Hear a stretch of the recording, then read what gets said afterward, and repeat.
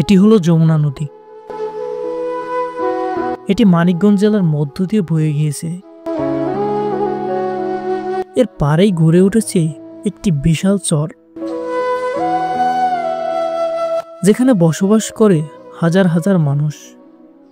গল্পটা মূলত এই মানুষগুলোকে ঘিরেই।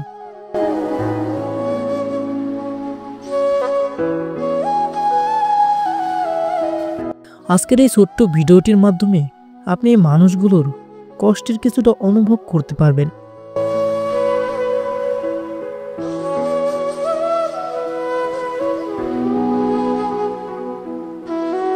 এই নদীটি যেমন চর এলাকাটিকে করে তুলেছে অপরূপ সৌন্দর্যের নীলাভূমি, ঠিক তেমনি এই নদী প্রতি বছর বসতবাড়ি ছাড়া করে শত শত মানুষকে।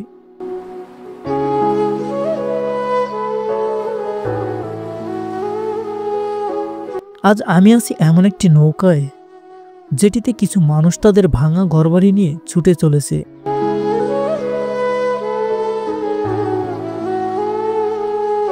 কারণ তাদের ভিটামাটি এই যমুনা বিলীন করে দিয়েছে। এখন প্রশ্ন হলো, এই নৌকা কোথায় থামবে? এর কি কোনো গন্তব্য আছে? হয়তো আছে, হয়তো অন্য কোথাও আবার তৈরি করতে হবে বাড়িগুলো। কিন্তু হাজারো স্মৃতিতে জড়িয়ে থাকা ভিটাটি নদীতে বিলীন হয়ে যাওয়ার কষ্ট এই মানুষগুলোর মুখে ঠিকই স্পষ্ট হয়ে উঠেছে।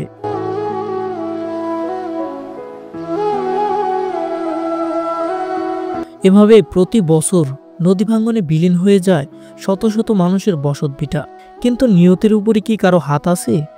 এই কথাকে মেনে নিয়ে প্রতি বছর এই কষ্টকে সহ্য করে আসছে এখানকার অসহায় মানুষগুলো।